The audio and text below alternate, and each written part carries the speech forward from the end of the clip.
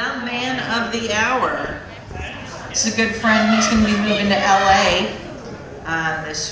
This is his last time at Duffy's. And what I did not know about him, although I am not surprised, is that here we go. He is a populist publisher and far-right politician of Basel, Switzerland. Let's give it up for Eric Weber.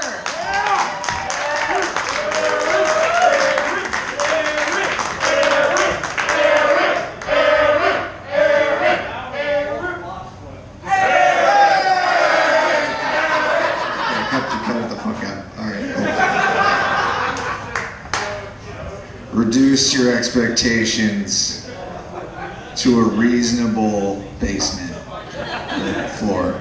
Basement's fine. I'm the guy who's a very direct cake, that is. You guys don't know why that's funny. It's because it said Eric is leaving. Period. I haven't eaten any of it yet. It's almost gone. It's fine. I don't really care. Don't really care. I don't know. Saw a guy in a wheelchair crossing the street. I'm doing my favorite jokes, so we're gonna have to read them off a notepad every once in a while. Sorry about it. Not sorry about it. They're fucking hilarious. Saw a guy in a wheelchair who's crossing the street. He wasn't like this. He was like this. I was like, either I'm witnessing the beginning to a miracle, something's wrong with that guy's butt.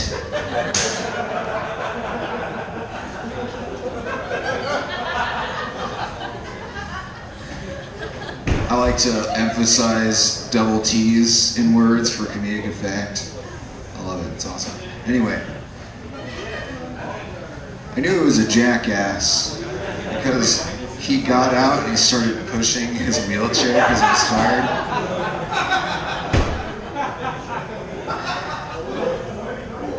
That's not real. How could you tell? I'm starting to think that the authority figures from my childhood were trying to get at my parents in some sort of revenge plot.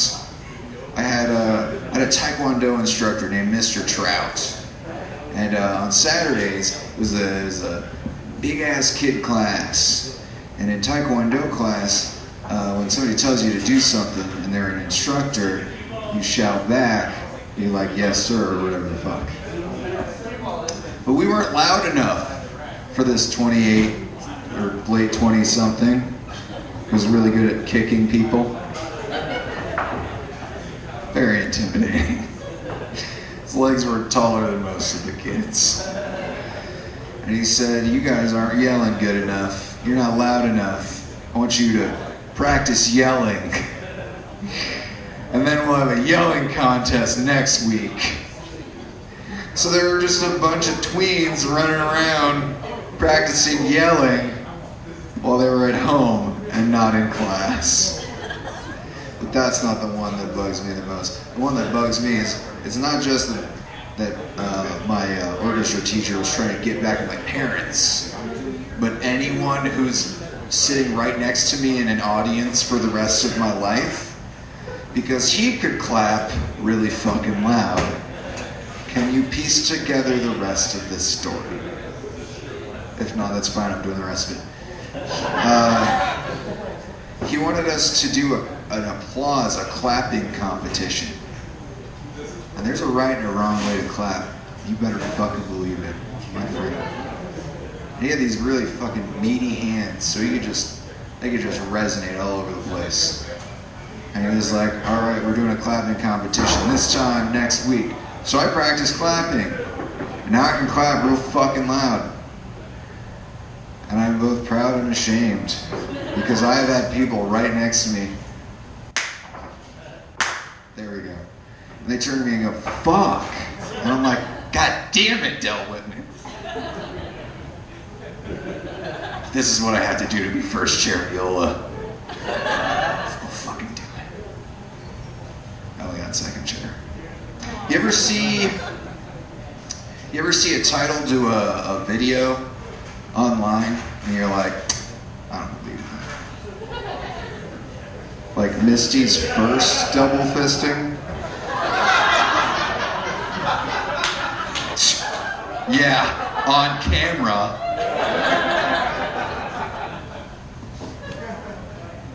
You learn a lot of personal information about comics watching over the mics. You learn even weirder, quirkier things about their personalities off stage. I was talking to a comic, Steve Ignat. I don't know if he's still here.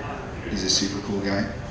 He was bragging about how little he'd been sick, which we can agree is weird, right?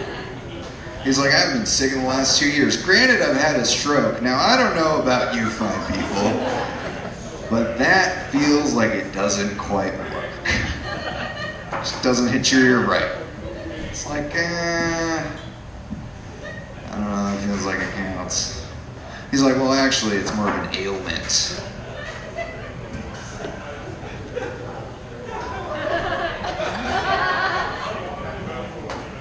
Okay. I told him I felt like he was talking out of both sides of his mouth. He was flattered. Don't worry, he's fully recovered, so everything's peachy keen on that one. You ever gamble at a sex club? These are all very connected, don't worry. I'll just wrap them up with a nice bow. May or may not be made of pews, but that's beside the point. You ever gambled at a sex club? Don't. I lost 3 balls. Okay. Some of these are for me. Gentlemen, when you receive fellatio from a person, since it's 2019, do you enjoy having your balls juggled? Listen, actually. Yeah, I told a girl that recently, that I enjoyed that. I found out she had a secret talent that I didn't know about. She was a contact juggler. So my balls stayed in the same place, but my ball sack was just twisted right the fuck around it. I call them my fushigi balls now. How much time do I have left? Oh, okay. Cool, awesome, I will. Everyone will leave.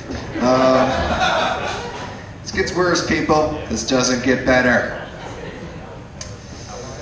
Have you ever found yourself complaining about a person? Like you're headed to a social function where you know you're gonna have to fucking see him and talk to him and avert eye contact. Just because you don't like him, you don't like talking to him, whatever the reason. It feels really petty when you think about the fact that you have to explain why you don't like seeing them to other people. But to you, it seems like a perfectly rational reason. You make up fake reasons for why you don't want to see them. So picture this, if you will. No, honey, I don't want to go to the neighborhood barbecue this month. I don't like Dave. Fucking sucks. I hate Dave. I hate Dave's cooking. His twice baked potatoes are really just like, they're so dry. It's like they're 3 times baked. Or like 4 times baked. I fucking hate them. They're so dry. Alright, fine, Deborah. Yes, I do very much like them. They're moist. It's fine, they're delicious. Perfect amount of chive. And cheddar and bacon. Actually, I just don't like how he grills his burgers. They're like almost raw. It's disgusting. I fucking hate his burgers. Okay, Deborah, fine. I like his burgers as well. They're very juicy burgers. You know what it is he always interrupts my story. He always one-ups me. I fucking hate that about Dave. He's the absolute fucking worst. Like, there I am, the last fucking month. July. Finally get to tell my story about surviving the Oklahoma City bombing.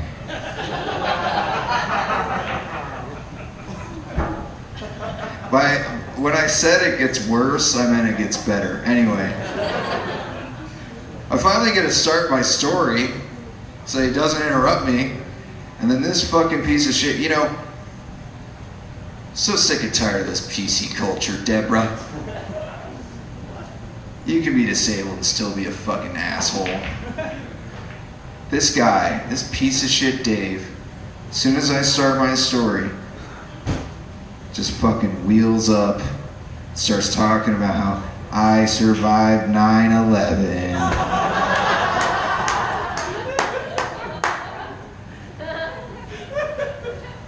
I'm not gonna go. I need to change my bedpan. Plot twist! Angry guy was also in a wheelchair.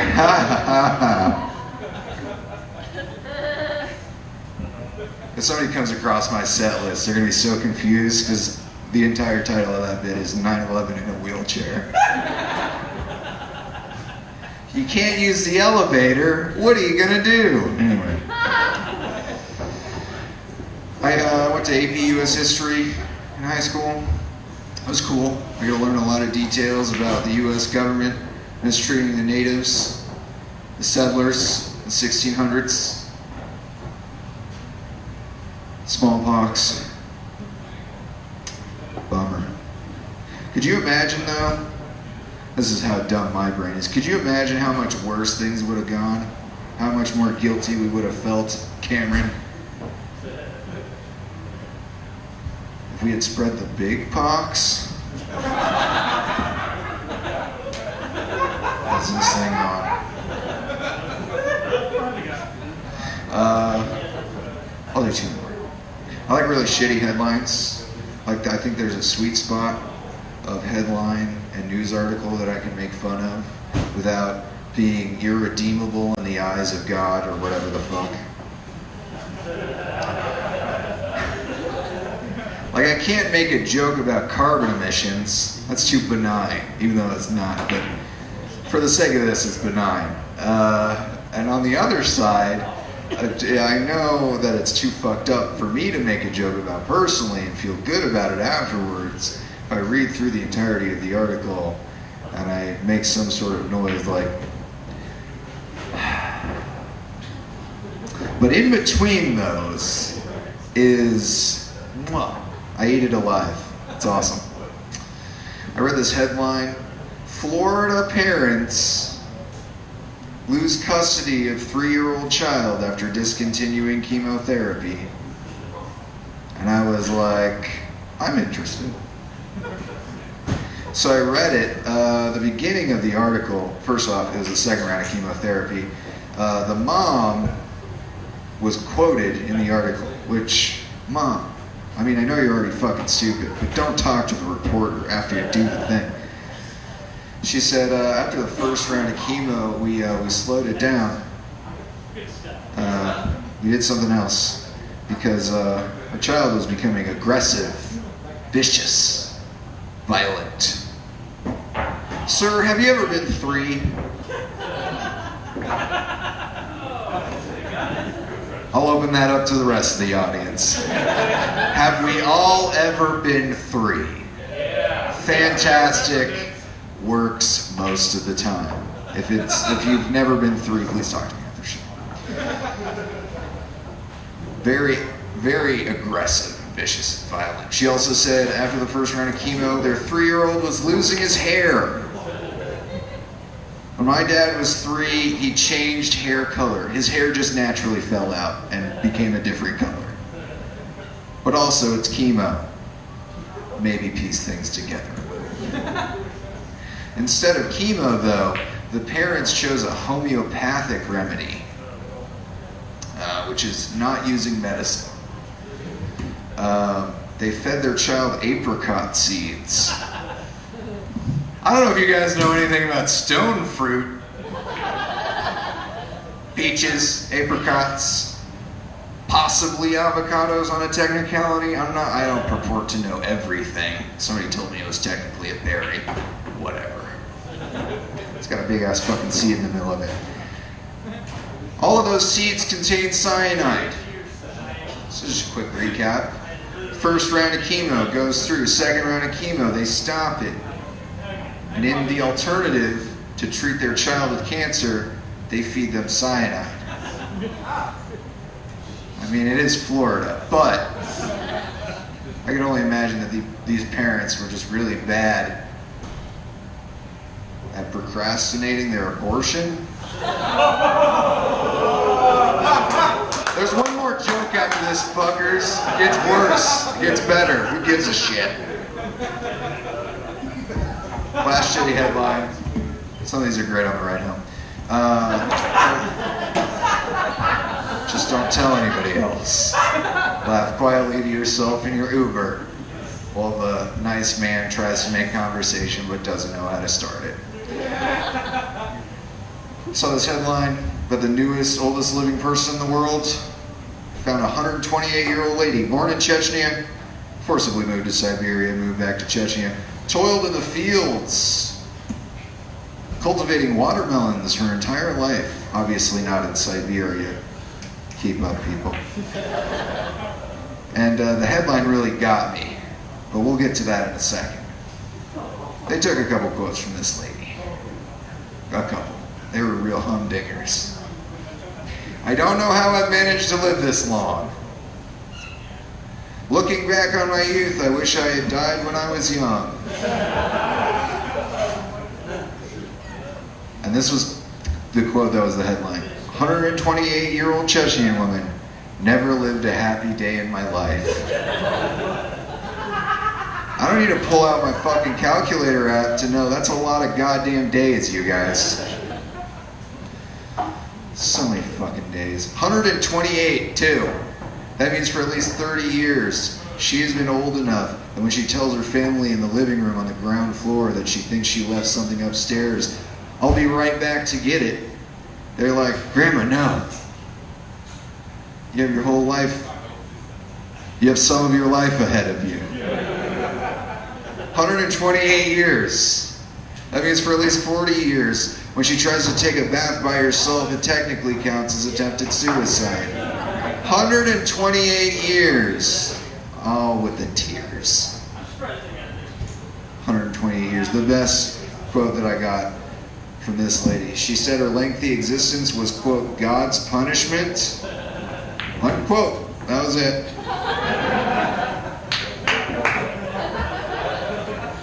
What did she do?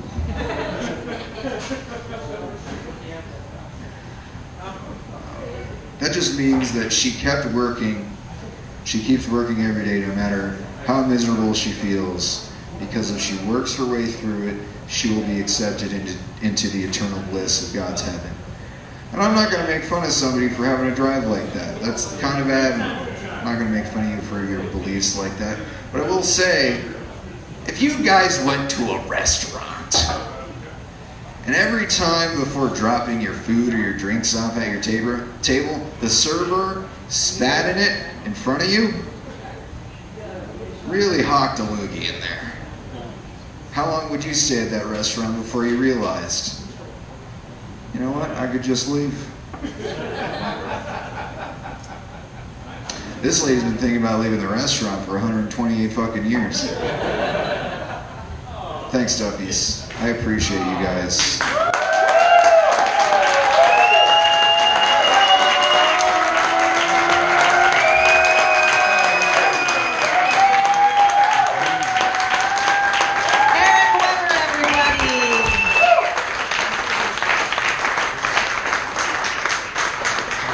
All right, that's the end of our open mic. Eat the cake, hug the Weber. We'll see you next week.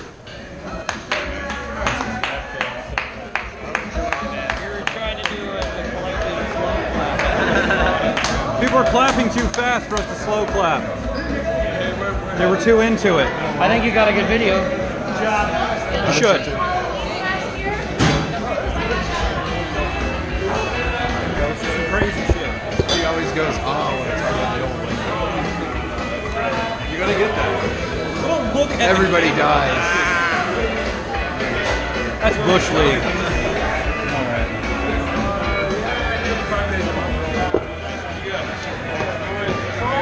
Oh yeah.